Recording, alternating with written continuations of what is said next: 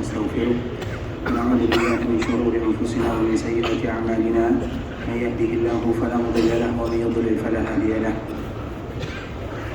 أشهد أن لا إله إلا الله وحده لا شريك له وأشهد أن محمدا عبده ورسوله لا نبي بعد أما بعد يا أيها الذين آمنوا اتقوا الله حق تقاته ولا تموتن إلا وأنتم مسلمون يا أيها الناس اتقوا ربكم الذي خلقكم من نفس واحدة وخلق منها زوجها وبث منهما رجالا كثيرا ونساء واتقوا الله الذي تساءلون به والأرحام إن الله كان عليكم رقيبا يا أيها الذين آمنوا اتقوا الله وقولوا قولا سديدا يصلح لكم أعمالكم ويغفر لكم ذنوبكم ومن يطع الله ورسوله فقد فاز فوزا عظيما أما بعد فإن أصدق الحديث كتاب الله وخير الهدي هدي محمد صلى الله عليه وسلم وشر الأمور محدثاتها فإن كل محدثة بدعة وكل بدعة ضلالة. Ikhwatul Islam, saudara kaum muslimin, para tetamu Allah, para jemaah haji, jemaah umrah rahimani wa rahimakumullah.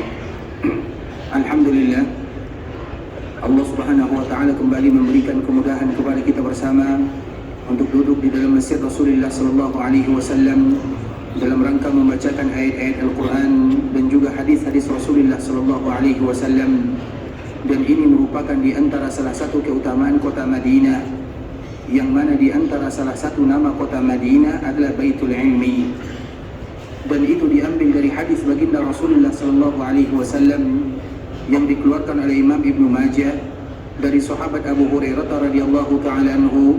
Nabi sallallahu alaihi wasallam menyebutkan, "Man jaa masjidi hada lam yatihi illa li khairin yata'allamuhu aw yu'allimuhu fa huwa bi manzilati al-mujahidi fi sabilillah. وَمَنْ جَاءَ لِغَيْرِ ذَلِكَ فَهُوَ بِمَنْزِلَةِ الرَّجُلِ يَنْظُرُ إِلَى مَتَاعِ غَيْرِهِ."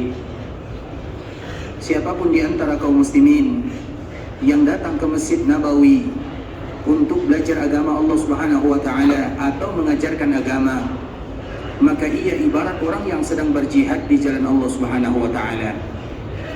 Dan barang siapa yang datang ke Masjid Nabawi bukan untuk ini, hanya sekedar datang tapi tidak mau memanfaatkan kesempatan untuk belajar agama, maka ia ibarat orang yang hanya melihat saudara-saudaranya membawa pulang perhiasan dan warisan. Apa makna daripada hadis baginda Rasulullah sallallahu alaihi wasallam?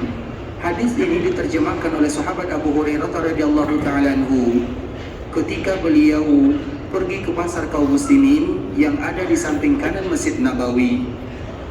Ketika Nabi SAW berada di kota Madinah, dulunya pasar itu dikuasai oleh orang-orang Yahudi.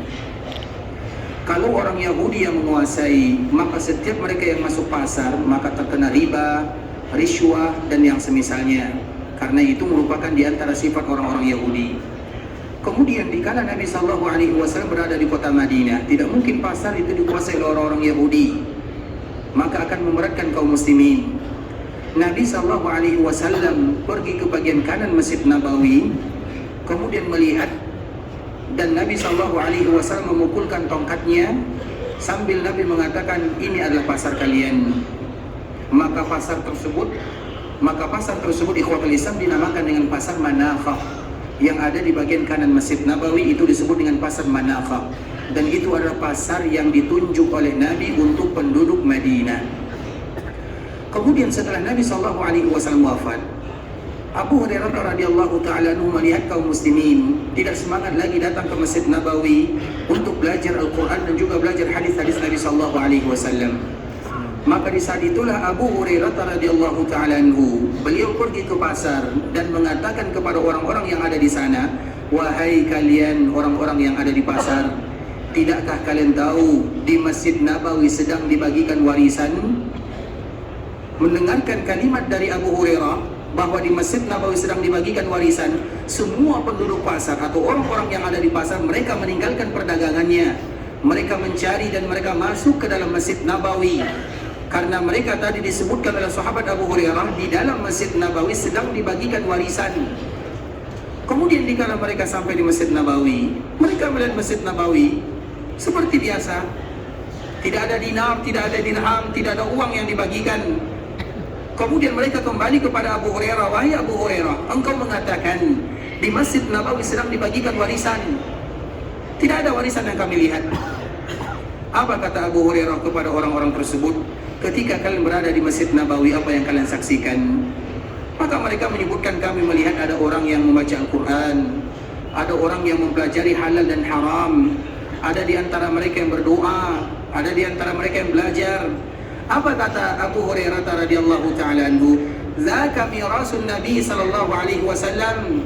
Itulah warisan yang sedang dibagikan.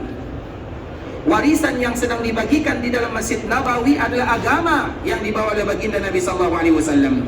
Maknanya siapapun yang berada di dalam Masjid Nabawi, kemudian mereka belajar agama, berarti yang mereka bawa pulang adalah warisan baginda Rasulullah sallallahu alaihi wasallam. Innal anbiya lam yuwarithu dinaran wala dirhama. Karena para nabi tidak pernah mewariskan kepada umatnya dinar dan dirham. Kalau sekiranya nabi meninggalkan dunia kepada kita, maka kita akan kacau semuanya. Bahkan kepada putrinya Fatimah, satu-satunya yang tersisa, Nabi sallallahu alaihi wasallam tidak meninggalkan warisan. Semua yang ditinggalkan oleh Nabi sallallahu alaihi wasallam dalam bentuk harta itu berubah menjadi sedekah milik kaum muslimin. Nabi tidak meninggalkan warisan secara zahir dan secara batin. Dan Nabi tidak pernah meninggalkan dunia untuk umatnya. Yang ditinggalkan oleh Nabi sallallahu alaihi wasallam adalah agama. Faman akhadahu akhadha bihadzin wafir. Maka siapapun dikala mereka belajar atau dikala mereka berada di dalam Masjid Nabawi, mereka mengambil agama Allah Azza wa Jalla atau mempelajarinya, maka seolah mereka telah membawa pulang warisan baginda Rasulullah sallallahu alaihi wasallam. Itulah makna hadis ikhwatul Islam, wa man jaa li ghairi dzalika fa huwa bi manzilati ar-rajul yanzuru ila mata'i ghairi. Barang siapa yang datang ke Masjid Nabawi bukan untuk ini tujuannya, maka mereka hanya memperlihat atau hanya melihat perhiasan yang dibawa pulang oleh saudara-saudaranya. Maknanya siapapun yang berada di dalam Masjid Nabawi, kemudian kesempatan tersebut digunakan dalam rangka belajar agama, baik itu baca Quran, artinya satu hadis Nabi, artinya maka mereka sama dengan orang yang sedang berjihad di jalan Allah Azza wa Jal, dan sama dengan orang yang telah mengambil warisan baginda Rasulullah sallallahu alaihi wasallam. Allahumma salli ala Muhammad wa ala ahli baitihi wa ala azwajihi wa dhurriyyatihi kama sallaita ala Ibrahim wa ala ali Ibrahim innaka Hamidum Majid. Allahumma barik ala Muhammad wa ala ahli baitihi wa ala azwajihi wa dhurriyyatihi kama barakta ala Ibrahim wa ala ali Ibrahim innaka Hamidum Majid. Ikhwatul Islam, saudara kaum muslimin, para tetamu Allah, para jemaah haji, para jemaah umrah rahimani wa rahimakumullah. Kita akan kembali membahas pembahasan kita yang sebelumnya, yaitu masih berkaitan dengan apa yang dianjurkan oleh baginda Rasulullah sallallahu alaihi wasallam bagi kita untuk melakukannya. Salah satunya ikhwatul Islam, bagaimana kita menyontoh atau meniru semua yang dilakukan oleh baginda Rasulullah sallallahu alaihi wasallam dalam urusan agama. Dan juga dianjurkan bagi kaum muslimin yang diberikan bagi mereka kesempatan untuk datang melaksanakan ibadah haji, terkhusus ibadah haji rukun Islam yang kelima, maka mereka hendaklah untuk mengetahui apa pesan baginda Rasulullah sallallahu alaihi wasallam dikala Nabi sallallahu alaihi wasallam melaksanakan ibadah haji ini. Dan kita selalu mengulang ikhwatul Islam, Nabi sallallahu alaihi wasallam melaksanakan ibadah haji hanya satu kali saja. Haji yang dilakukan oleh Nabi sallallahu alaihi wasallam dinamakan dengan haji qiran. Namun Nabi sallallahu alaihi wasallam menganjurkan umatnya untuk melakukan haji tamattu'. Antara qiran dengan tamattu' sama. Hanya saja yang lebih mudah bagi kita untuk melakukannya adalah haji tamattu' kalau sekiranya kita tidak membawa sembelihan. Tapi bagi mereka yang membawa sembelihan atau bagi mereka yang dekat dengan Makkah Al-Mukarramah, maka haji yang terbaik bagi mereka adalah qiran, sebagaimana yang dilakukan oleh baginda Rasulullah sallallahu alaihi wasallam. Kemudian Nabi sallallahu alaihi wasallam sampai di Mekah pada tanggal 4 Zulhijjah, dan itu bertepatan dengan hari Ahad. Kemudian Nabi sallallahu alaihi wasallam melakukan ibadah umrah. Kemudian setelah Nabi sallallahu alaihi wasallam melakukan ibadah umrah, Nabi tawaf, Nabi sa'i, Nabi tidak mengambil rambutnya, karena haji Nabi sallallahu alaihi wasallam adalah haji qiran. Kemudian tanggal 5, 6, 7 Nabi sallallahu alaihi wasallam tidak membuka pakaian ihramnya. Sampai tanggal 8 ikhwatul Islam, Nabi sallallahu alaihi wasallam pergi ke sebuah tempat yang bernama Mina, dan hari ini disebut dengan hari tarwiyah, yaitu hari persiapan kaum muslimin untuk mempersiapkan hari raya pada tanggal 9 Zulhijjah atau yang kita kenal dengan hari Arafah. Ketika Nabi SAW berada di Arafah, maka di sanalah banyak pesan baginda Rasulullah SAW kepada kaum muslimin. Orang yang berhaji bersama Nabi SAW, jumlah mereka kurang lebih 130.000 orang. Kemudian Nabi SAW memberikan pesan, seolah-olah pesan ini merupakan pesan terakhir baginda Rasulullah SAW, karena dikala Nabi pulang ke kota Madinah, banyak di antara para sahabat mereka yang tidak lagi bergabung dengan Nabi SAW, karena tidak semua para sahabat yang berasal dari Madinah dan tidak semua para sahabat yang kampungnya berada di Madinah. Dan yang ada di Madinah itu ikhwatul Islam disebutkan oleh para ulama sejarah kurang lebih hanya 10.000 orang sahaja. Dan tadi jumlah sahabat 130.000 orang. Nah, 120.000 orang tentunya mereka pulang ke daerah mereka masing-masing. Sehingga dikala mereka mendengarkan pesan baginda Rasulullah SAW, maka seolah-olah pesan itu merupakan pesan terakhir. Maka kaum muslimin sebelum pulang ke kampung halamannya, hendaklah mereka mengetahui apa pesan baginda Rasulullah SAW, terkhusus bagi orang yang melaksanakan ibadah haji. Yang pertama, ikhwatul Islam, pesan Nabi SAW dikala berada di Arafah, dan hari Arafah kita sebutkan sebelumnya, Al-Hajju Arafah, haji yang sesungguhnya itu adalah Arafah. Dan Arafah itu merupakan di antara tempat tanah halal, tapi itu adalah penentuan. Kemudian ikhwatul Islam, dikala Nabi SAW berkhutbah di padang Arafah, yang mana khutbah di waktu Arafah itu hukumnya sunnah. Artinya kalau ada di antara kaum muslimin yang tidak berkhutbah atau tidak ada khatibnya, maka haji mereka tetap sah, tidak ada masalah. Nabi SAW berkhutbah di sana. Nabi SAW berpesan kepada kaum muslimin. Kemudian Nabi SAW bertanya, wahai kaum muslimin, kira-kira hari ini hari apa? Tentunya kaum muslimin mereka merasa heran, kenapa Nabi SAW bertanya dengan pertanyaan seperti ini? Apakah Nabi SAW tidak tahu tentang hari tersebut? Padahal hari itu adalah hari yang paling mulia. Tidak mungkin Nabi tidak tahu. Tapi Nabi bertanya kepada sahabatnya, dan para sahabat mereka tidak menjawab, karena seolah-olah dikhawatirkan nanti jawaban mereka tidak sesuai dengan yang diinginkan oleh Nabi. Sehingga mereka menyebutkan Allah wa rasuluhu a'lam, Allah dan Rasulnya yang paling tahu. Dan kalimat Allah wa rasuluhu a'lam itu ikhwatul Islam adalah kalimat yang boleh diucapkan dikala Nabi masih hidup. Tapi dikala Nabi SAW sudah meninggal, maka kalimatnya adalah Allahu a'lam. Kemudian ikhwatul Islam, Nabi SAW kembali melanjutkan, bukankah hari ini adalah hari Arafah? Maka para sahabat mengatakan, iya ya Rasulullah. Kemudian Nabi SAW kembali bertanya, bulan apakah ini? Maka para sahabat kembali terdiam. Mereka khawatir kalau sekiranya jawaban mereka salah. Tidak mungkin Nabi tidak tahu. Maka Nabi SAW kembali menjawab, bukankah bulan ini adalah bulan haram? Karena bulan Zulhijjah adalah bulan haram. Maka para sahabat mengatakan iya. Kemudian Nabi SAW kembali bertanya, daerah kalian ini daerah apa namanya? Maka para sahabat kembali tidak menjawab, karena dikhawatirkan mereka salah menjawab. Kemudian Nabi SAW menyebutkan, bukankah daerah kalian ini adalah daerah yang haram? Maka para sahabat mengatakan iya. Kemudian apa kata sahabat atau apa kata Rasulullah SAW?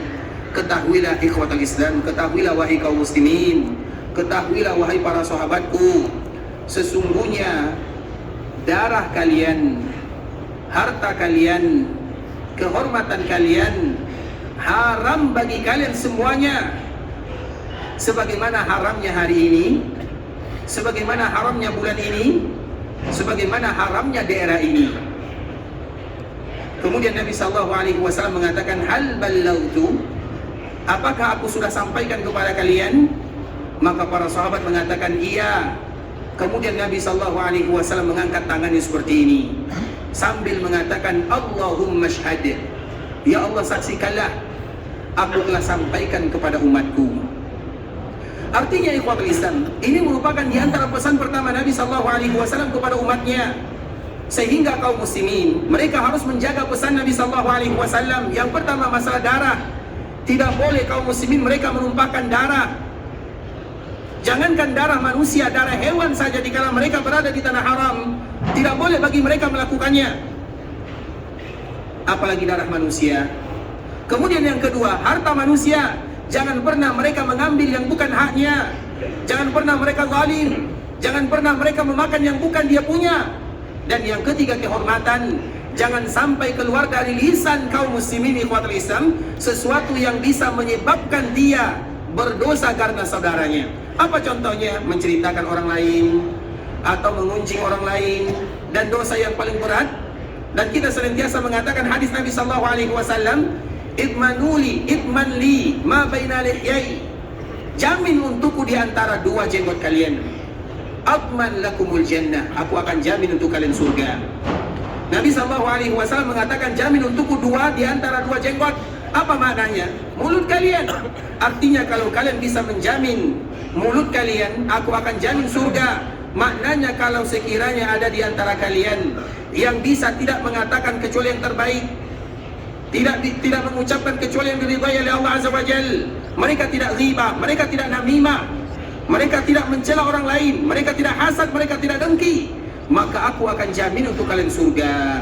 Itu merupakan di antara wasiat baginda Rasulullah SAW yang pertama, yaitu darah, kemudian harta, kemudian kehormatan. Oleh karena ikhwatul Islam, setiap bagi kita yang dimudahkan oleh Allah Subhanahu wa taala menunaikan ibadah haji, terkhusus setelah kita pulang dari ibadah ini, maka perhatikan tiga perkara ini.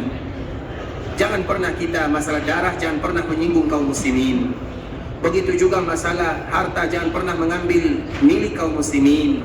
Kemudian masalah kehormatan, maka jagalah kehormatan kaum muslimin. Itu merupakan di antara pesan baginda Rasulullah SAW yang pertama.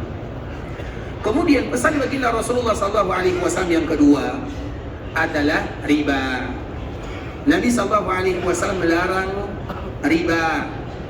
Dan riba yang pertama kali dibatalkan oleh Nabi SAW adalah riba Al-Abbas atau riba keluarganya. Karena memang kita tahu orang-orang musyrikun mereka tidak bisa bermuamalah kecuali dengan riba. Sehingga kemarin kita telah menceritakan ikhwatul Islam, ketika mereka ingin membangun Ka'bah Al-Musharrafah, maka di antara syarat mereka harus membangunnya jangan pernah masukkan harta riba di dalamnya. Dan riba itu ikhwatul Islam punya 70 cabang. Riba itu punya 70 pintu. Dan pintu yang terkecil dari dosa riba ibarat seseorang yang berzina dengan ibunya. Itu dosa yang paling ringan. Bagaimana dengan dosa yang paling berat? Riba itu terbagi kepada dua. Yang pertama disebut dengan riba fadhal, berlebih. Pinjam uang 1 juta, kembali 1.100.000. Pinjam uang 1.000 ringgit, kembali 1.100, itu riba namanya. Kemudian begitu juga yang kedua disebut dengan an-nasi'ah. An-nasi'ah itu artinya bertambah. Misalnya diulurkan waktunya, ditambah waktunya, ditambah harganya, maka itu juga disebut dengan riba. Sehingga ikhwatul Islam, riba itu merupakan di antara salah satu pesan Nabi SAW agar kaum muslimin mereka betul-betul menjaganya, tinggalkan siapapun yang bermuamalah dengan riba. Terkhusus dikala mereka pulang dari ibadah haji yang mulia ini ikhwatul Islam, berarti mereka belum menunaikan wasiat baginda Rasulullah SAW. Dan riba itu bukan hanya satu cabang. Apabila ada orang misalnya tukar uang misalnya 100 real, kemudian dia ingin menukarkan uang 1 real, yang tadinya 100 real, yang besar kemudian ditukarkan dengan 1 real, yang kecil 100 tapi didapatkan 95 misalnya, itu disebut dengan riba. Kemudian misalnya seseorang yang menukar emas, kemudian tukar tambah namanya, maka itu disebut dengan riba. Kemudian mereka yang tukar tambah beras misalnya disebut dengan riba. Orang yang tukar tambah kurma tidak satu rata, tidak sama, maka disebut dengan riba. Kemudian misalnya apabila ada orang yang menggadai, misalnya pinjamkan saya uang, aku gadaikan sepeda saya, aku gadaikan mobil saya, aku gadaikan yang lainnya misalnya, kemudian dia memanfaatkan, maka itu disebut dengan riba. Harus dipelajari oleh kaum muslimin ikhwatul Islam supaya mereka tidak terjerat ke dalam apa yang disebutkan oleh baginda Rasulullah SAW, itulah karena memang diantara salah satu sifat orang yang mendapatkan haji mabrur, mereka yang ingat akan pesan baginda Rasulullah SAW. Orang yang ingat akan wasiat Nabi, terutama dikala berada di Arafah, dan mereka yang berusaha untuk menerapkannya, itu tanda haji mabrur. Dan kita tidak mungkin mendapatkan haji mabrur tanpa mengetahui pesan baginda Nabi SAW. Apa wasiat Nabi kepada orang-orang yang melaksanakan ibadah yang mulia ini? Yang pertama tadi kita sudah jelaskan. Yang kedua masalah riba. Riba itu sangat berbahaya, ikhwatul Islam, sangat berbahaya. Di dunia berbahaya, di alam barzakh berbahaya, dibangkitkan berbahaya, ancamannya neraka. Tidak ada keuntungannya. Di dunia Allah Subhanahu wa taala menyebutkan orang yang bermuamalah dengan riba, yamhaqullahu riba. Allah Subhanahu wa taala tidak akan pernah memberikan keberuntungan kepada siapapun yang bermuamalah dengan riba. Maka Allah menyebut dengan kalimat yamhaq. Yamhaq itu ikhwatul Islam, Allah Subhanahu wa taala berikan kepadanya dunia. Bermuamalah dengan riba, dia mendapatkan keuntungan. Dikala dia berada di puncaknya, maka Allah Subhanahu wa taala jatuhkan dia sehingga dia merasakan sakit yang luar biasa. Baik karena kehilangan hartanya, baik karena kehilangan keluarganya, baik karena penyakit yang menimpa dirinya banyak. Itu disebut dengan mahaqa. Yamhaqullahu riba.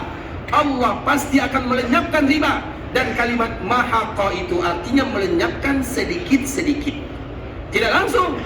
Makanya kita lihat ada orang yang bermuamalah dengan riba, kehidupannya Masya Allah, wow. Tapi ingat, kita tidak tahu bagaimana perasaan yang dia rasakan.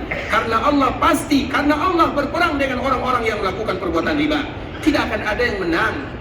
Siapa yang menang berperang dengan Allah? Kita adalah makhluk Allah Azza wa Jalla.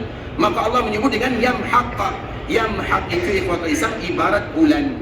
Bulan itu kita lihat, dikala tanggal 15, maka dia akan menjadi bulan purnama. Kemudian tanggal 16 berkurang sedikit-sedikit sampai tanggal 29 atau sampai tanggal 30, maka dia akan hilang total.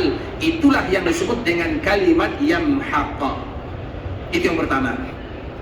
Kemudian yang kedua, mereka yang bermuamalah dengan riba, sebagaimana Nabi SAW meriwayatkan dikala Nabi SAW bersama malaikat Jibril.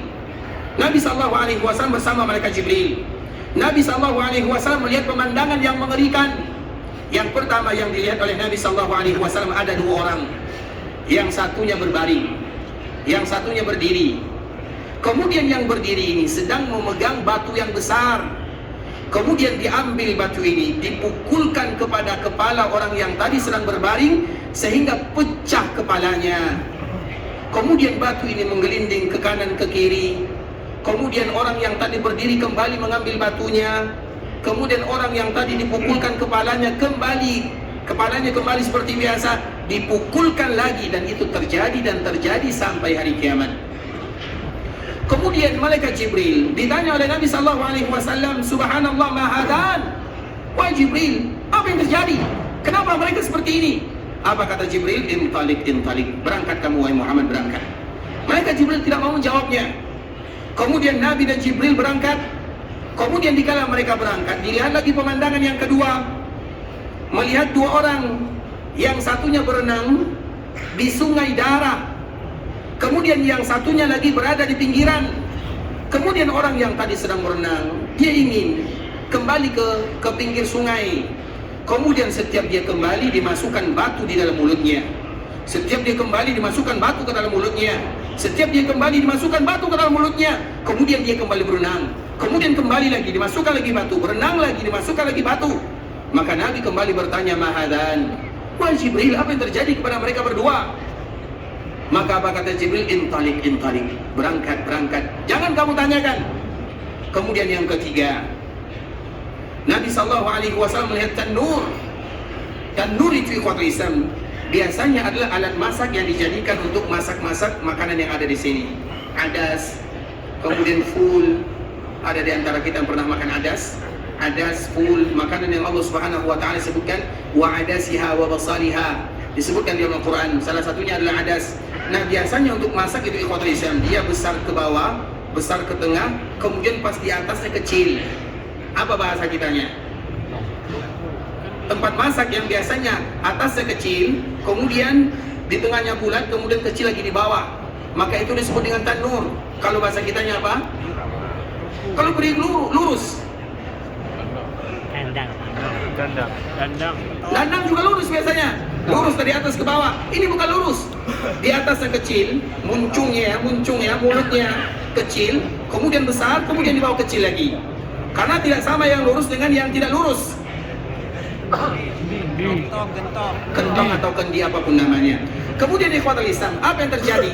Di dalam tempat yang seperti ini, Nabi melihat laki-laki dan perempuan yang tidak berpakaian. Di dalamnya ada api. Kemudian mereka ingin keluar. Kalau tempat seperti ini, apakah bisa keluar atau tidak? Kalau yang tadi kita sebutkan yang lurus, kesempatan keluar masih bisa. Tapi ini ikhwatul Islam, yang bagian atasnya kecil, kemudian bawahnya besar. Macam mana dia bisa keluar? Kemudian orang yang ada di dalam berteriak, keluarkan kami, keluarkan kami. Nabi SAW kembali bertanya, ya Jibril mahadan, wahai Jibril, apa yang terjadi? Maka Jibril kembali mengatakan, intalik, berangkat. Dan Nabi melihat 5 atau 6 pemandangan yang mengerikan.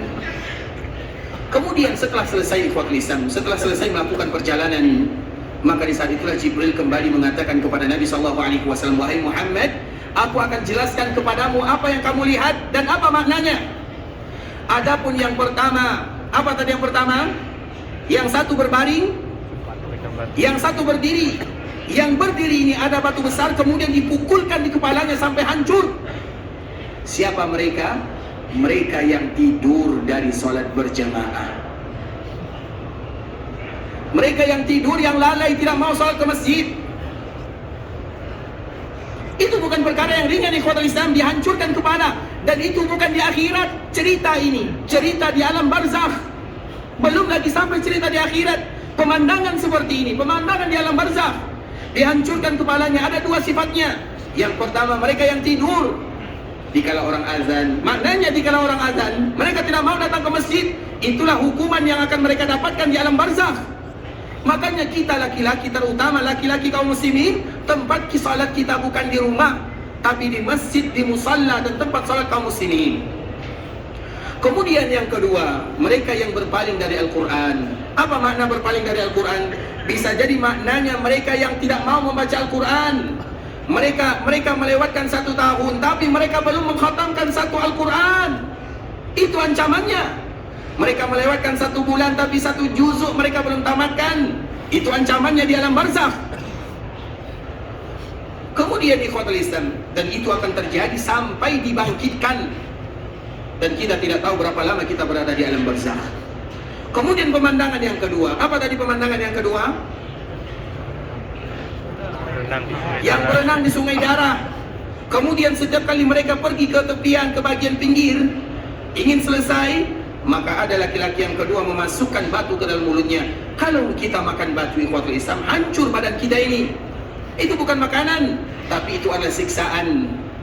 Dan disebutkan oleh Jibril kepada Nabi SAW, yang kedua ini adalah akilur riba. Mereka yang memakan harta riba. Di alam barzakh itulah ancamannya. Maka ketahuilah, belajarlah tentang riba, supaya kita tidak termasuk ke dalamnya. Tidak ada alasan ikhwatul Islam. Sampai kapan di dunia kita akan sengsara, di akhirat kita akan diancam dengan neraka Allah Azza wa Jalla. Kemudian yang ketiga yang tadi kita sebutkan ikhwatul Islam, itu adalah az-zani, mereka yang berzina, baik itu laki-laki ataupun yang perempuan. Itulah ancaman dan hukuman yang Allah berikan, dan itu bukan di dalam api neraka, tapi itu di alam barzakh. Alam barzakh itu adalah alam pemisah antara dunia dengan akhirat. Wa bainahuma barzakh. Barzakh itu artinya pemisah. Siapapun yang meninggal, maka dia masuk ke alam barzakh, dikuburkan atau tidak, maka semua mereka sudah masuk ke dunia barzakh namanya. Karena ada orang yang dikuburkan, ada yang tidak dikuburkan, ada yang dimakan oleh hewan binatang buas, ada yang dibakar, ada yang semisalnya. Semua itu disebut dengan barzakh dimanapun mereka berada. Apabila sudah meninggalkan dunia dan sebelum kampung akhirat, maka disebut dengan barzakh. Dan barzakh itu lama sekali ikhwatul Islam, dan kita tidak tahu, karena barzakh itu akan terjadi sampai hari kiamat. Dan salah satunya adalah mereka yang memakan harta riba. Kemudian ikhwatul Islam, itu baru di alam barzakh, belum lagi di akhirat. Di akhirat, orang yang memakan harta riba akan dibangkitkan dalam keadaan seperti orang kesurupan, sempoyongan. Sehingga orang-orang melihat, ada apa dengan orang ini? Kenapa dia dibangkitkan dalam keadaan kesurupan? Seperti orang gila. Karena biasanya kalau orang gila diperhatikan oleh semua orang. Oh, orang ini gila, artinya di akhirat dia akan terhina. Kemudian itu adalah ancaman bagi mereka yang memakan harta riba. Itu bukan hanya yang memakannya saja ikhwatul Islam, yang menjadi saksi, yang menulisnya, yang ada di dalamnya, semuanya. Bukan hanya yang memakannya, tapi semua yang ikut serta di dalamnya. Itulah ancaman yang disebutkan oleh Allah Azza wa Jalla. Kemudian yang keempat, maka mereka diancam dengan neraka Allah Azza wa Jalla. 4 ini ancaman bagi mereka yang memakan harta riba. Jadi riba itu bukan satu, riba itu banyak cabangnya. Maka berusahalah setiap kali, dan ini khusus dalam masalah bab muamalah. Di dalam bab masalah muamalah ikhwatul Islam maka banyak, sehingga Umar bin Khattab radhiyallahu ta'ala anhu pernah berpesan, jangan ada di antara kalian yang masuk ke dalam pasar kami kecuali mereka yang paham akan fikih muamalah. Terkhusus bagi kita yang berniaga, bagi kita yang berdagang, tidak boleh masuk pasar sampai kita tahu mana yang halal dan mana yang haram, supaya nanti kita tidak memakan harta riba. Karena itu adalah wasiat baginda Nabi yang mulia dikala Nabi berada di Arafah. Kemudian wasiat yang ketiga ikhwatul Islam, wasiat baginda Rasulullah SAW adalah bagaimana kita memperlakukan istri dengan yang terbaik. Dan ini merupakan di antara wasiat baginda Rasulullah SAW. Di antara salah satu tanda orang yang mendapatkan haji mabrur adalah orang yang paling baik terhadap istrinya. Karena kita itu untuk menentukan kita baik atau bukan dilihat dari dua. Yang pertama, kalau kita ingin bertanya, ingin melihat orang itu baik atau tidak, tanyakan kepada pembantunya. Yang kedua, tanyakan kepada istrinya. Kalau istrinya mengatakan suamiku adalah yang terbaik, maka ketahuilah itu adalah orang yang terbaik. Kalau pembantunya mengatakan tuanku adalah yang terbaik, maka ketahuilah orang itu adalah orang yang terbaik. Itulah cara kita untuk menentukan orang tersebut terbaik atau tidak. Maka tinggal kewajiban kita, kita sudah pernah dipuji oleh istri atau belum? Pernah atau tidak? Belum pernah? Maka tanda haji mabrur ikhwatul Islam adalah orang yang dipuji oleh istrinya dengan kebaikannya. Itu bukan perkara main-main ikhwatul Islam, itu pesan baginda Nabi sallallahu alaihi wasallam. Nabi sallallahu alaihi wasallam berpesan kepada kaum muslimin. Kemudian Nabi sallallahu alaihi wasallam menyebutkan khairukum li ahli. Yang terbaik di antara kalian itu adalah yang terbaik terhadap keluarganya. Wa ana khairukum, dan aku adalah yang terbaik. Nabi sallallahu alaihi wasallam bukan hanya sekedar mengucapkan kalimat berbuat baiklah kepada istri kalian, tapi Nabi adalah orang yang terbaik atas kesaksian para istri Nabi itu sendiri. Jadi yang menyebut Nabi terbaik itu bukan orang lain. Kalau kita menyebut Nabi terbaik itu pasti, tapi kalau istri yang menyebutkan kita terbaik, maka itu adalah sesuatu yang luar biasa. Oleh karena itu ikhwatul Islam, di antara untuk menilai seseorang baik atau tidak baik, tanya kepada istrinya atau tanya kepada pembantunya. Pembantu Nabi Anas bin Malik, pembantu Nabi Abdullah bin Abbas, pembantu Nabi Abdullah bin Mas'ud, banyak pembantu Nabi sallallahu alaihi wasallam, ada 6 orang, ada yang menyebutkan 6 orang, ada yang menyebutkan 9 orang. Dan pembantu Nabi itu bukan karena keinginan Nabi, tapi mereka yang ingin membantu Nabi, maka disebut dengan pembantu Nabi, khadimu Rasulullah sallallahu alaihi wasallam. Semuanya, rata-rata semua pembantu Nabi mengatakan, Nabi sallallahu alaihi wasallam, apa kata Anas bin Malik? Ma qala li yawman uff. Nabi sallallahu alaihi wasallam tidak pernah mengatakan kepadaku walaupun sekali. Selama 10 tahun Nabi dibantu oleh Anas bin Malik. Kita punya pembantu berapa kali kita marah? Nabi mengatakan saja kepada Anas bin Malik tidak pernah. Maka nih ikhwatul Islam, Nabi pernah memerintahkan Anas bin Malik. Anas ini masih kecil, umurnya masih 10 tahun, 11 tahun, 12 tahun, artinya belum terlalu remaja, masih di antara remaja dan anak-anak. Kemudian Nabi sallallahu alaihi wasallam pernah perintahkan Anas untuk satu keperluan. Kemudian Anas ini pergi ikhwatul Islam untuk melaksanakan apa yang diperintahkan oleh Nabi sallallahu alaihi wasallam. Dikala Anas ini pergi, tiba-tiba tidak jauh dari rumah Nabi, maka Anas berjumpa dengan anak-anak kaum muslimin yang sedang bermain. Kira-kira kalau anak-anak melihat anak-anak yang bermain, apa yang terjadi? Ikut bermain. Jadi Anas ini ikut bermain. Dikala asyiknya dia bermain, lupa akan pesan baginda Nabi sallallahu alaihi wasallam. Kemudian apa yang dilakukan oleh Nabi sallallahu alaihi wasallam? Nabi melihat Anas belum datang, Anas tidak datang. Kenapa Anas tidak datang? Maka Nabi sallallahu alaihi wasallam keluar. Dikala Nabi keluar, maka Nabi menemukan Anas sedang bermain bersama anak-anak yang lainnya. atau melihat anak-anak yang bermain. Nabi SAW datang kepada Anas, dan Nabi tidak tahu, atau Anas tidak tahu kalau Nabi datang. Maka Nabi datang senyap-senyap, diam-diam. Kemudian sampai di belakang Anas, Nabi memegang Anas bin Malik. Kemudian Anas melihat ternyata Rasul, maka dia langsung lari. Wahai Anas, mana yang aku minta kepadamu. Kemudian Anas langsung lari mengerjakan apa yang diperlukan oleh baginda Nabi SAW. Kita bandingkan dengan diri kita. Kalau kita suruh orang lain, terutama pembantu, melakukan sesuatu tidak dikerjakan, apa yang kita lakukan? Kepada Anas yang bukan anak Nabi SAW, tapi anak kaum muslimin, kepada pembantu Nabi SAW, tidak pernah mengatakan A. Apakah mungkin Nabi mengatakan A kepada anaknya? Apakah Nabi mungkin mengatakan A kepada pembantunya? Itu Nabi SAW. Begitu juga dengan ibunda Aisyah. Apa kata Aisyah? Nabi SAW kana khuluquhul Quran. Nabi itu akhlaknya adalah Al-Quran. Artinya betul-betul akhlak seorang Nabi yang betul-betul menerapkan apa yang diperintahkan oleh Allah Azza wa Jalla.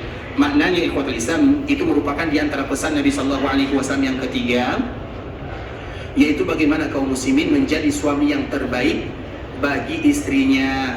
Dan di antara tanda suami terbaik itu ikhwatul Islam, dikala istrinya sudah pandai memuji dirinya dengan kebaikan yang ada pada dirinya. Maka di antara orang yang mendapatkan haji mabrur, ingat ikhwatul Islam, ini pesan wasiat baginda Rasulullah SAW.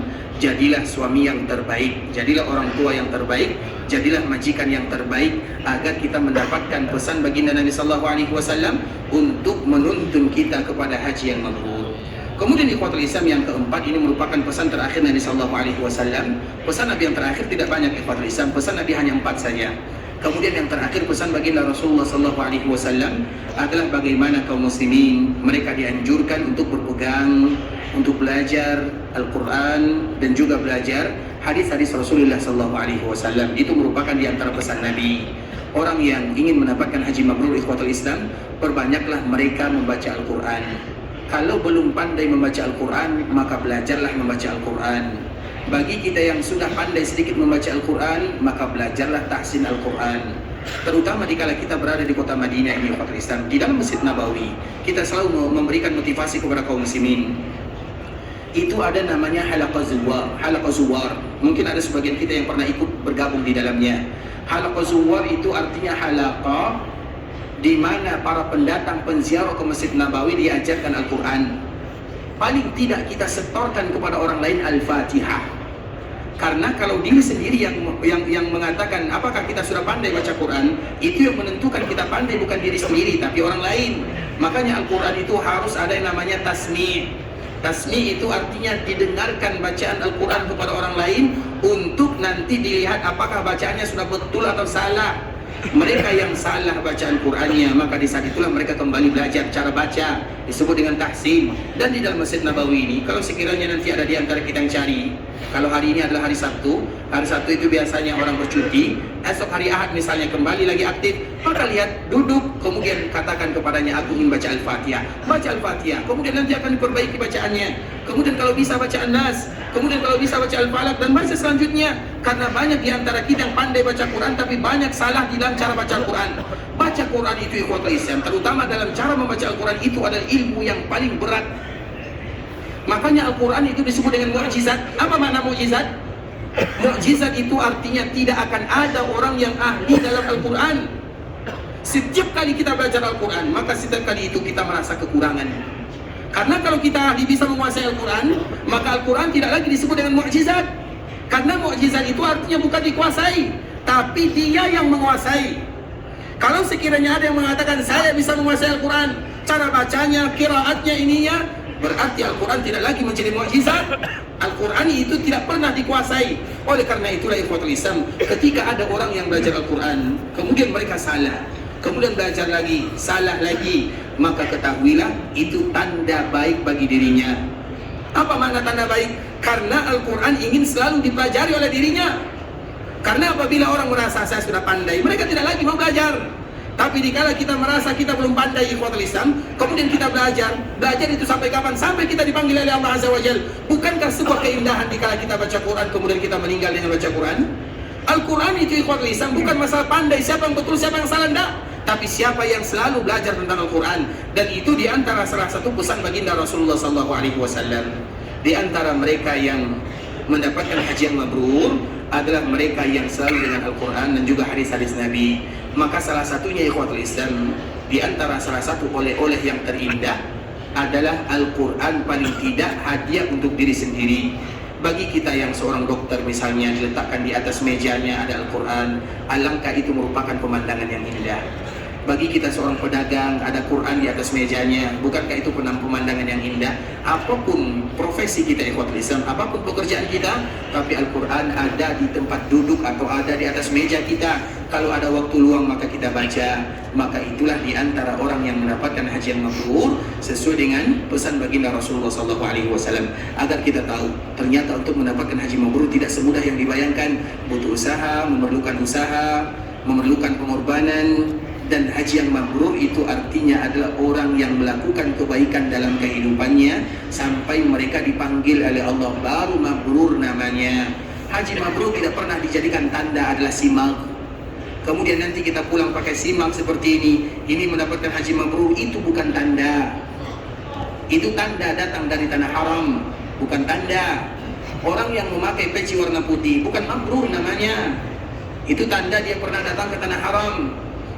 Haji mabrur itu tandanya yang tadi, mereka melakukan ketaatan kepada Allah, mereka meninggalkan riba, mereka menjaga kaum muslimin, mereka sayang kepada istrinya, dan mereka yang sering dengan ayat-ayat Allah Subhanahu wa taala. Itulah tandanya. Kalau ada orang yang pulang dari jemaah haji, mereka rajin di masjid, setiap 5 waktu mereka berada di masjid, itu mabrur namanya. Tapi kalau mereka sepulangnya dari melaksanakan ibadah ini lebih banyak di pasar, lebih banyak di kedai kopi, lebih banyak nongkrongnya, maka berdoalah kepada Allah, ya Allah berangkatkan aku lagi untuk melaksanakan ibadah haji, belum mabrur haji ini. Artinya ikhwatul Islam, untuk mendapatkan haji yang mabrur, karena semua kita menginginkan haji mabrur, harus kita ingat pesan-pesan baginda Rasulullah SAW. Masih ingat pesan Nabi? Siapa yang kembali bilang? Baik, silakan. Yang pertama, menjaga harta, darah, kehormatan. Artinya jangan pernah terjatuh dalam masalah ini untuk yang lain. Baik, yang kedua, riba. Jangan riba. Riba itu terbagi kepada berapa? Dua. Riba nasiah dengan riba fadl. Terus yang ketiga, apa pesan Nabi? Suami, orang tua. Menjadi suami yang baik. Sampai kapan kita menjadi suami yang baik? Apa tanda suami yang baik? Dikala dipuji oleh istri. Makanya yang punya istri nanti pulang bilang, ya. Baik. Yang keempat, baik, Allah yahfadz. Ini merupakan di antara tanda wasiat Nabi sallallahu alaihi wasallam dikala Nabi berada di Arafah. Ini wasiat Nabi sallallahu alaihi wasallam dikala Nabi berada di Arafah. Artinya bagi kita yang ingin mendapatkan haji yang diinginkan oleh Nabi sallallahu alaihi wasallam, maka peganglah wasiat baginda Rasulullah sallallahu alaihi wasallam. Ikhwatul Islam, saudara kaum muslimin, para tetamu Allah rahimani wa rahimakumullah. Insyaallah esok kita akan kembali menyambung pembahasan kita ini, dan kita akan berusaha membaca beberapa pertanyaan. Semoga Allah Subhanahu wa taala berikan kemudahan kepada kita untuk menjawabnya. Pertanyaan yang pertama, ikhwatul Islam, apakah boleh jemaah haji pergi ziarah ke Taif sebelum melaksanakan tawaf wada? Kalau tidak boleh, apa yang harus dilakukan oleh jemaah yang telah mengerjakan hal tersebut dan belum untuk menyempurnakan ibadah? Kemarin kita telah menyebutkan di ikhwatul Islam, ibadah haji ini yang terakhir adalah wada. Ibadah haji yang terakhir adalah wada, dan itu wajib haji. Tawaf wada itu adalah wajib haji yang tidak boleh, yang tidak gugur, kecuali bagi wanita yang berhalangan, kecuali bagi wanita yang nifas atau wanita yang haid. Selain daripada ini, mau dia tua, mau dia sakit, mau tidak bisa berjalan kaki, wajib bagi mereka untuk melaksanakan wada, dan itu adalah tanda terakhir. Sehingga seorang muslim dianjurkan bagi mereka untuk tidak keluar dari Mekah kecuali dengan wada. Tidak boleh bagi kita keluar dari Mekah kecuali dengan wada. Salah satunya kemarin telah kita jelaskan, jangan pergi keluar mau ke Jeddah, mau ke Taif, mau pergi jalan-jalan kemanapun, jangan. Kenapa? Karena kita masih diikat dengan ibadah haji. Ikatan kita dengan haji belum selesai. Selesai haji itu adalah dikala kita tawaf, baru selesai namanya. Sehingga bagi kita yang keluar, maka mesti bagi mereka untuk wada. Kemudian pergi ke Taif untuk berjalan, untuk berziarah, untuk misalnya melihat pemandangan dan yang semisalnya. Di Taif itu tidak ada kemuliaan khusus ikhwatul Islam. Makanya jangan, ini nasihat ya, jangan pernah korbankan tanah haram dibandingkan dengan tanah yang lainnya. Dikala kita berada di Madinah, terlalu banyak tempat yang membuat kita sia-sia untuk berjalan di sana. Iya, ada nilai sejarah di dalamnya, tapi jangan pernah korbankan sholat di dalam Masjid Nabawi. Tidak masalah kalau seandainya kita tidak tahu tentang misalnya Jabal Mahnek, kita tidak tahu. Yang penting kita bisa sholat berjamaah di Masjid Nabawi, tidak ada masalah. Tidak ada masalah kalau seandainya kita tidak tahu percetakan Al-Quran, tidak ada masalah. Yang masalah itu kalau kita tidak tahu tentang Kuba.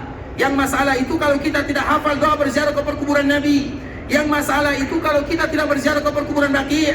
Yang masalah itu kalau kita belum berziarah ke perkuburan syuhada Uhud. Itu baru masalah.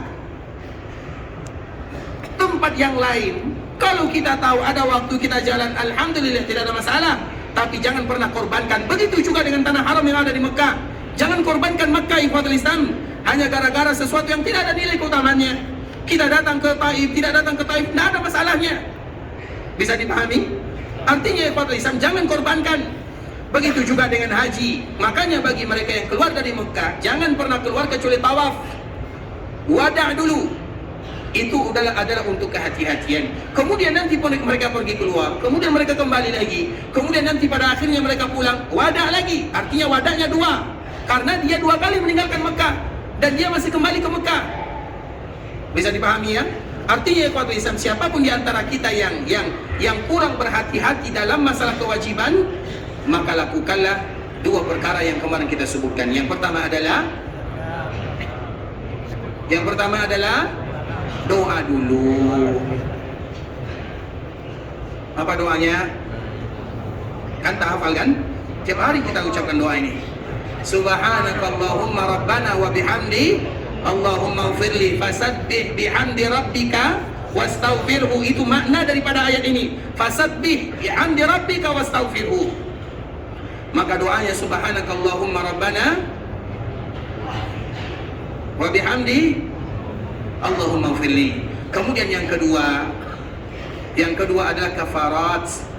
Kafarat itu artinya denda. Kafarat itu terbagi 2. Jadi setiap ada kafarat tidak mesti dam. Dam itu ada bagian daripada kafarat.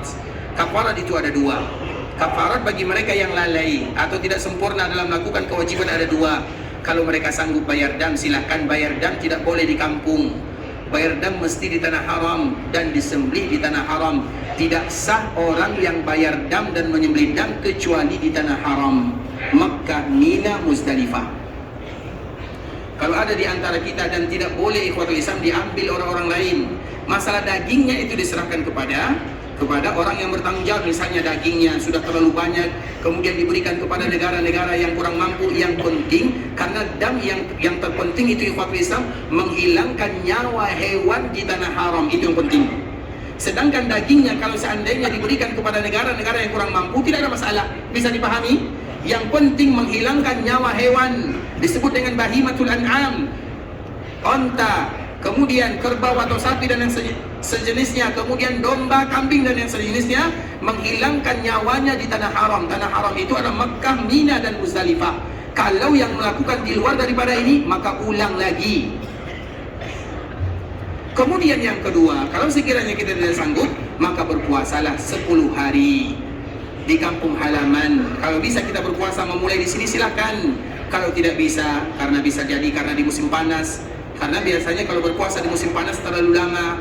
Subuhnya jam 4, nanti maghribnya jam 7.15. Tapi kalau musim dingin, subuhnya jam 6, kemudian maghribnya jam 5.30. Mana yang mau puasa di musim panas atau musim dingin? Tanya kalau lisan. Dan sekarang musim apa? Panas. Kalau sekiranya ada di antara kita yang tidak sanggup, tapi ingat pahalanya tentu lebih besar yang puasa di musim panas. Tapi kalau kita tidak sanggup, silakan puasa di kampung halaman 10 kali berturut-turut boleh. Tidak berturut-turut juga tidak ada masalah. Kalau dia gabungkan dengan puasa sunat, oke. Misalnya dia terbiasa puasa Senin Kamis. Setiap kali dia berpuasa Senin Kamis, dia berniat untuk bayar kafarat. Kemudian diikutkan Senin Kamisnya. Jadi bukan Senin Kamis didahulukan. Bisa dipahami? Karena biasanya apabila kita melakukan yang wajib, yang sunat ikut. Contoh misalnya, kita masuk ke dalam Masjid Nabawi. Biasanya kalau kita masuk ke dalam Masjid Nabawi, pertama kali yang kita lakukan adalah salat tahiyat. Makanya kemarin kita berbicara di luar itu termasuk Masjid Nabawi atau bukan? Ada mengatakan iya, ada yang mengatakan tidak. Yang mengatakan iya berarti setiap kali dia masuk ke sana harus salat tahiyat, karena itu bagian daripada masjid. Tapi kalau kita mengatakan itu bukan bagian masjid Ustaz, itu tempat kita berkumpul, tempat kita nyantai misalnya, maka tak ada masalah. Berarti kalau dia masuk ke dalam sini maka dia mesti salat tahiyat. Kemudian dikala dia masuk masjid, tiba-tiba muazin berkumandang Allahu Akbar, Allahu Akbar, melakukan iqamah. Apa yang terjadi ikhwatul Islam? Dikala dia masuk ke dalam Masjid Nabawi, tiba-tiba muazin langsung iqamat. Apa yang dilakukan? Misalnya Isya, dia masuk Isya, hendak salat tahiyat, kemudian muazin berkumandang untuk iqamat. Maka apa yang harus dilakukan? Melakukan salat wajib, salat Isya. Bahkan kalau ada di antara kita yang mengerjakan sholat sunnah, kemudian masuk waktu wajib, batalkan sunnahnya kalau sekiranya masih lama. Tapi kalau di ujung-ujung silahkan disempurnakan. Nah, taib dikala kita masuk Masjid Nabawi, kemudian muazzin mengumandangkan iqamat, maka kita sholat Isya. Mana tahiyatnya? Berarti nanti tahiyat kita ganti setelah Isya. Terus mana tahiyatnya? Bukankah setelah masuk masalah tahiyat? Nah, dikala kita masuk masjid, kita salat Isya, tahiyatnya mana? Sudah gabung dengan wajib. Hilang. Gabung dengan salat wajib. Agar kita tahu yang dituntut dari tahiyat itu bukan 2 rakaatnya, tapi yang dituntut dari tahiyat masuk masjid itu adalah dikala kita mengawali kegiatan kita yang pertama adalah dengan salat. Mau itu salat 2 rakaat, mau itu salat wajib. Apabila kita salat wajib, maka otomatis tahiyat masuk di dalamnya, karena salat wajib itu adalah bagian daripada tahiyat. Makanya yang wajib bisa mengambil yang di bawahnya. Begitu juga dikala kita bayar denda kafarat, dikala denda kita kafarat berpuasa, otomatis yang sunnah itu langsung ikut, seperti puasa Senin dan Kamis yang tadi kita contohkan. Jangan sampai di sini. Tadi khotbah lisan. Kemudian pertanyaan yang berikutnya,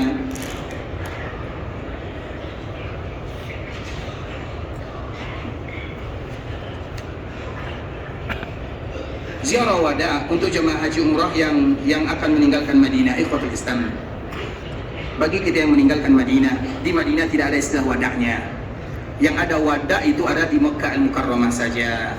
Sedangkan di Madinah, di antara aturan yang diketahui oleh kaum muslimin, masuk di dalamnya ada adab dan etika, keluar darinya juga ada adab dan etika. Kaum muslimin dikala mereka memasuki kota Madinah, mereka mengucapkan apa yang diucapkan oleh Nabi, Allahumma habib ilaina al-Madinah ka hubbina Makkah aw asyad. Allahumma habib ilaina al-Madinah ka hubbina Makkah aw asyad.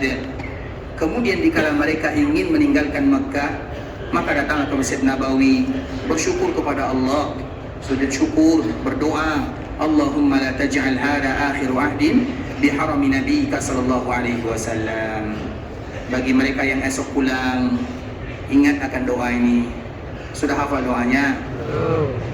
Kalau belum macam mana? Jangan pulang. Artinya ikhwatul Islam, berarti hafal dulu. Allahumma la taj'al hada akhiru ahdin bi harami nabiyyika sallallahu alaihi wasallam. Ini tidak wajib, tapi ini adalah bagian daripada adab dikala kita meninggalkan kota Madinah, dan kita berdoa kepada Allah dengan mengatakan, ya Allah, jangan jadikan ziarah kami ini adalah ziarah terakhir di tanah haram, kata Rasulullah sallallahu alaihi wasallam. Maka itulah yang dianjurkan bagi kaum muslimin untuk mengucapkannya, dan itulah kalimat yang mereka ucapkan sebelum mereka meninggalkan Madinah. Allahumma la taj'al hada akhir ahdin bi harami nabiyyika sallallahu alaihi wasallam. Sudah hafal? Sudah hafal? Terus kenapa tak dicatat? Sudah direkam ya. Allahumma la taj'al hada akhir ahdin bi harami nabiyyika sallallahu alaihi wasallam. Allahumma la taj'al hada akhir ahdin bi harami nabiyyika sallallahu alaihi wasallam. Itu tidak wajib ikhwatul Islam, tapi dianjurkan bagi kita untuk mengucapkannya sebelum kita meninggalkan kota Madinah, dengan harapan dan tujuan supaya nanti kita kembali diberikan rezeki dan umur panjang untuk selalu datang ke kota Rasulullah sallallahu alaihi wasallam. Kemudian ikhwatul Islam, nanti diusahakan untuk menghafal ya. Kita ulang lagi sekali, bagi kita yang akan meninggalkan kota Madinah, ini merupakan di antara salah satu adabnya, kita mengucapkan Allahumma la taj'al hadha akhiru ahdin bi harami nabiyyika sallallahu alaihi wasallam. Sebenarnya masih panjang lagi doanya ya, tapi ini adalah awal mukadimah daripada doa. Nanti kalau kita dapat pangkalnya maka dapat ujungnya. Makanya nanti coba dicari di internet doa-doa seperti ini, kalimat-kalimat seperti ini, dan kita sesuai dengan kemampuan kita masing-masing. Kalau tidak bisa menghafalnya dengan bahasa Indonesia, hafal dengan bahasa Arab boleh juga, tidak ada masalah. Yang penting bagaimana kita mengucapkannya. Tapi ikhwatul Islam, pertanyaan berikutnya, pada saat mencukur rambut untuk tahallul, apakah boleh mencukur rambut sendiri atau tidak dicukurkan oleh orang lain? Mencukur rambut itu bukan disebut dengan tahallul. Kemarin kita telah menjelaskan pembahasannya. Mencukur rambut itu bukan disebut dengan tahallul, tapi mencukur rambut itu disebut dengan halak atau taksir. Halak itu adalah bagi mereka yang mencukur habis, dan itu adalah yang paling utama. Maka usahakan siapapun yang datang ke tanah haram, baik itu untuk melaksanakan ibadah haji atau untuk melaksanakan ibadah umrah, untuk tidak membawa rambutnya pulang lagi, tinggalkan di Mekah. Karena mereka akan mendapatkan 3 doa dari baginda Nabi SAW. Ya Allah ampunkan dosa mereka, Ya Allah ampunkan dosa mereka, Ya Allah ampunkan dosa mereka. Itu doa baginda Rasulullah SAW. Tapi bagi mereka yang sulit bagi mereka untuk mencukur habis, maka boleh bagi mereka memendekkan rambut. Tapi ingat, memendekkan rambut itu harus adil. Kalau kita ambil yang bagian kanan, ambil yang bagian kiri. Kalau ambil yang bagian kiri, ambil bagian belakang. Jangan ambil separuh, sedikit selesai. Tidak, itu wanita. Kalau kaum wanita, mereka mengambil bagian ujung rambutnya selesai, yaitu dua ruas jari, diambil, diikat rambutnya, kemudian ruas jari selesai, tidak ada masalah. Itu kaum wanita. Sedangkan kita kaum laki-laki harus adil terhadap rambut dan terhadap kepala kita. Kalau kita ambil sebagian yang lain.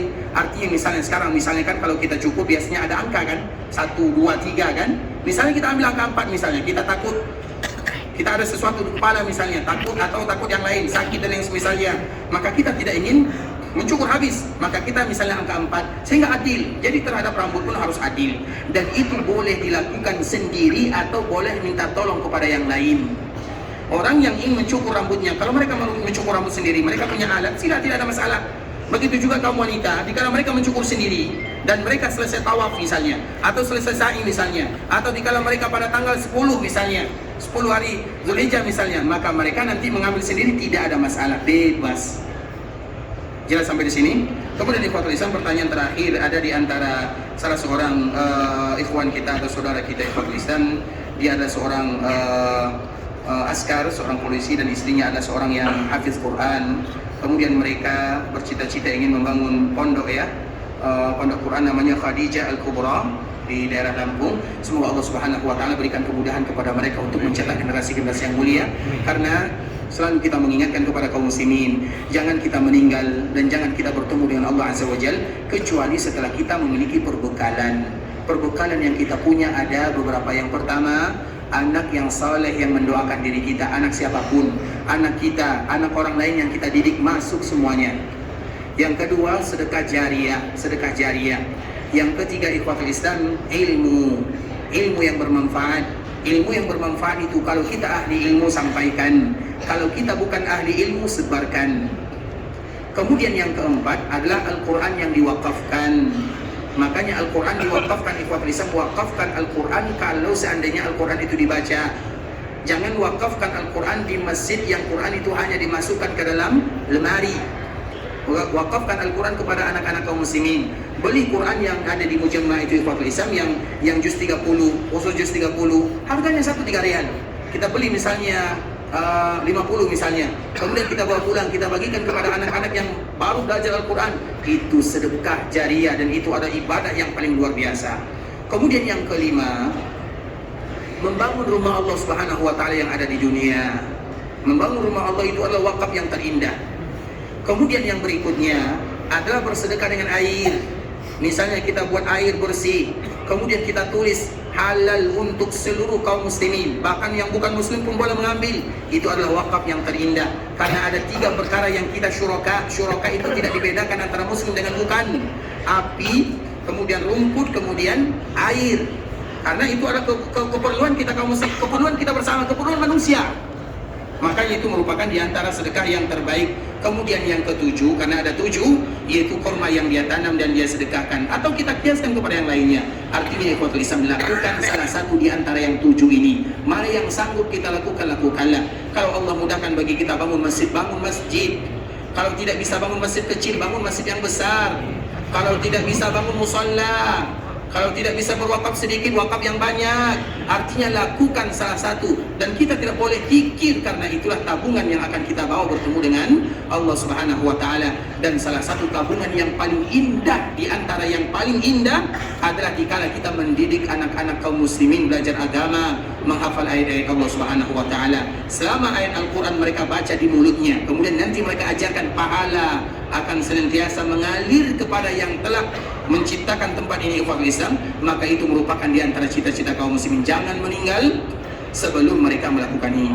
Kami senantiasa memberikan salah satu contoh saja. Kami pernah balik kampung, ikhwatul Islam. Kemudian kami melihat pemandangan yang langka, karena kami di kampung ya, bukan di bandar atau bukan di kota. Kemudian di kampung itu kami melihat mobil besar, apa namanya, Fuso ya, yang besar sekali. Dia platnya itu masih kuning, biasanya masih kuning, masih baru kan, berjejer 1, 2, 3, 4, 10. Kemudian kami kaget dan kami bertanya, ini milik siapa di kampung? Ini punya siapa kira-kira? Kemudian ditanya, ikhwatul Islam, ada yang menyebutkan, teman kami menyebutkan, truk ini dibeli oleh fulan atau oleh orang ini. Ketika ini sampai jumlahnya 10, pas mobilnya sampai, maka dia pun dipanggil oleh Allah Subhanahu wa Ta'ala. Siapa yang akan memanfaatkan ini? Siapa? Keluarganya pun belum tentu aman, belum tentu damai. Tapi coba kalau seandainya 10 ini dibangun 10 masjid, coba bayangkan betapa banyak mereka yang salat di dalamnya, betapa banyak anak-anak yang akan membaca Al-Quran di dalamnya. Maka pikirkan sebelum meninggal salah satu di antara 7 yang tadi kita sebutkan. Masih ingat yang 7 tadi? Masih ingat? Lupa kan? Kita ini sering pelupa ya. Tadi ikhwatul Islam, yang pertama adalah anak yang soleh. Itu tidak mesti anak kita, karena ada orang yang tidak punya anak, atau ada yang punya anak tapi anaknya tidak soleh. Anak siapa saja yang soleh gara-gara dia. Misalnya saya ingin menyekolahkan anak orang lain, dia cerdas, dia pintar, tapi dia tidak punya uang untuk sekolah, saya sekolahkan. Wahai nak, kamu sekolah tahfiz, baca Quran, hafal Quran. Ketika dia jadi hafiz Quran, dia jadi imam, dia anak saleh, maka pahalanya untuk kita semuanya. Makanya Nabi tidak pernah mengatakan anak kamu, tapi anak siapa saja yang saleh. Kemudian sedekah jariah, ilmu yang bermanfaat, kemudian sedekah jariah, kemudian masjid, kemudian wakaf Al-Quran, kemudian air yang disedekahkan, kemudian kurma yang dia tanam. Dan semoga kita bisa melakukan salah satu di antaranya. Ikhwatul Islam, saudara kaum muslimin, para tetamu Allah rahimani wa rahimakumullah, sampai di sini pembahasan yang bisa kami jelaskan. Yang benar dari Allah Subhanahu wa Ta'ala, yang salah dari diri kami pribadi, karena kurangnya ilmu kami, karena kebodohan, karena kejahilan, karena ketidaktahuan kami. Kami mohon dimaafkan kalau ada kata-kata yang salah, kalimat yang kurang tepat, bahasa yang kurang bagus, penyampaian yang kurang berkenan, nasihat-nasihat yang tidak pantas, maka kami mohon dimaafkan. Dan kita selalu berharap kepada Allah agar perkumpulan dan duduknya kita di dalam Masjid Nabawi ini adalah tempat atau sesuatu yang bisa mendatangkan keberkahan dalam kehidupan kita, sesuatu yang bisa menjadikan dosa-dosa kita diampunkan oleh Allah Azza wa Jalla. Semoga Allah ampunkan dosa kita, dosa orang tua kita, saudara-saudari kita, dan semoga Allah ampunkan dosa seluruh kaum muslimin. Kalau ada di antara kita yang ingin pulang ke kampung halamannya, semoga dimudahkan perjalanannya, dilancarkan segala urusannya, kemudian diberikan kepada mereka haji yang mabrur, wa sa'yun mashkur, wa dzambun maghfur. Semoga Allah berikan kepada kita ikhlas dalam setiap amal ibadah, dan agar kita istiqamah dalam beragama, dan semoga kita wafat dalam keadaan husnul khatimah. Amin amin ya rabbal alamin. Subhanakallahumma bihamdika asyhadu an la ilaha illa anta astaghfiruka wa atubu ilaik. Wa sallallahu wa sallim ala nabiyyina wa habibina wa khalilina wa sayyidina Muhammadin wa ala alihi wa sahbihi wa sallama tasliman katsira. Assalamualaikum warahmatullahi wabarakatuh. Waalaikumsalam.